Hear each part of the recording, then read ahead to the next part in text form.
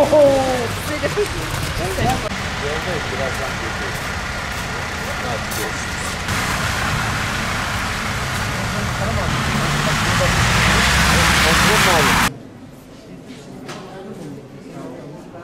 görüşürüz. O yok değil, o yüzden öyle bir şey.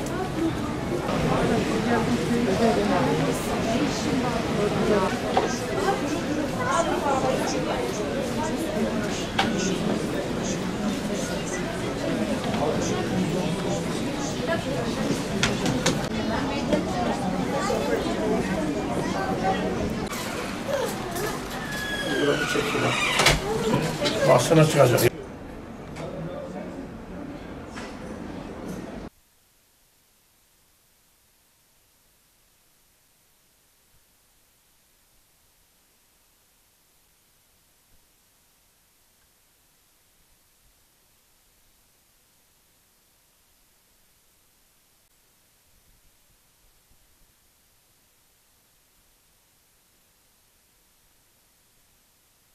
Havalar soğuyor, yerler buzlanma, kar ve çeşitli riskler içerebilir. Hem erişkin dediğimiz bireylerimiz hem de çocuklarımızda almamız gereken çeşitli tedbirler var. Özellikle kaygan zeminlerde yürürken ellerimizin cepte olmaması gerekiyor.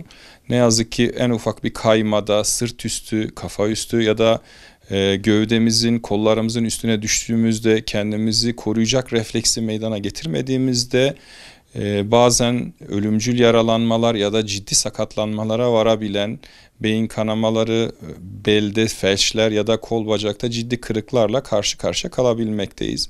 İkinci hususta çocuk yaralanmalarımız, suprakondiler humerus dediğimiz dirsek çevresi kırıklarıyla sık karşılaşabiliyoruz. Hem kış aylarında hem de yaz aylarında özellikle oyun çağı dediğimiz çocuklarımız parklarda, arabaların önüne aniden atlanmalar olsun, bazen güvenlik ihlalleri sonrası dirsek kırıklarıyla bize ya da femur kırığı dediğimiz kol bacaklardaki çeşitli kırıklarla gelebilmekte. Bunların problemi nedir? Ne yazık ki büyüme çizgisi etkilenmekte ve çocuklarımızın kollarında, bacaklarında kısalıklar ya da çeşitli sakatlıklar kalabilmekte. Onun için öncelikle koruyucu hekimlik yani tedbirimizi almamız lazım. Burada en büyük koruyucu mekanizma aileye düşüyor. Anne babalar özellikle çocukların parklarda, trafik merkezlerinde, araçlarla ilgili problemlerde aracın arkasında önünden geçerken ya da haberli habersiz bulunurken dikkat etmeleri gerekiyor. Kaygan zeminlerde de özellikle çocuklarımızı tek başına bırakmamamız gerekiyor. Aksi takdirde geri dönüşsüz yaralanmalar ve çeşitli sakatlıklarla karşı karşıya kalabilmekteyiz. Bunlar da boy kısalığına ve iki ekstremite dediğimiz iki kol bacak arasında kısalıklara sebebiyet vermekte. Tedbir almak her zaman daha önemli. Özellikle hekime ulaşılması zor olan alanlar, köylerimiz ya da sağlık ocaklarımıza uzak mesafelerde meydana gelebilecek trafik kazaları olsun ya da yüksekten düşmeler olsun ya da darp dediğimiz kavga sonrası meydana gelecek kırıklarda olsun. Öncelikle kırığa müdahalede eski ilkel, sınıkçı dediğimiz ya da bu işten anladığını düşünen hekim olmayan insanlara müdahaleyi zaten artık ülkemizde çok nadir olsa da yine görebiliyoruz ama yok, yaptırmamamız gerekiyor. Aksi takdirde kırığın ucu bazen kemik uçları çok sivri oluyor. Damar ve sinirleri yaralayabilir. Kişide kalıcı felçler ya da arter yaralanması dediğimiz kanamalara sebebiyet verebilir. Müdahaleye gelecek olursak öncelikle basit bir karton ya da basit bir tahta ile oradaki kolu, bacağı, kırık bölgesini stabil hale getirebiliriz. Hiçbir sağlıkla ilgili tecrübemiz yoksa bile ilk acil yardımı hepimiz öğrenmek zorundayız. Ateli yaptıktan sonra basit bir kartonla, mukavemayla ya da bir tahtayla en yakın merkeze götürmemiz, kişiyi hareketsiz bir şekilde sert bir zemin üzerinde bazen bel kırıkları olabilir.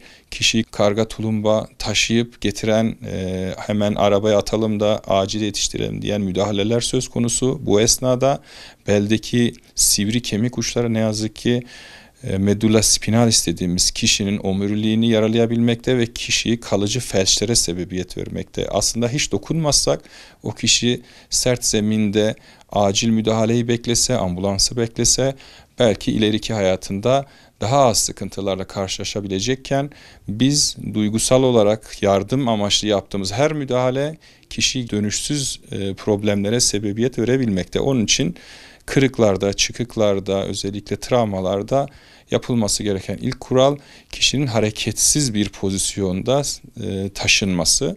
Onun için yapabiliyorsak acil müdahale anlamında kanıyorsa bir spanç ya da bir bez ile, temiz bir tülbent ile kanamasının durdurulması, o bölgeye turnike dediğimiz basit bir lastikle geçici olarak yarım saatte bir açabileceğimiz bir turnike uygulanması kişinin hayatını korumaya yönelik müdahalelerimiz olabilir. Tabii sonraki durum biz hekimlere düşüyor. Hastamız bize başvurduğu zaman tıbbın önerdiği en güzel şekilde hastamızın müdahalesini yapabilmekteyiz. İlk yardım hepimizin bilmesi gereken bir durum. Onun için ülkemizde de Sağlık Bakanlığımız da bununla ilgili çeşitli kurslar düzenlemekte. Hepimizin ilk yardımı öğrenmesi hayati anlamda söz konusu. Aksi takdirde hekimler yetişene kadar kişi felç kalabilir, kişi hayatını kaybedebilir. İlk müdahale önemli.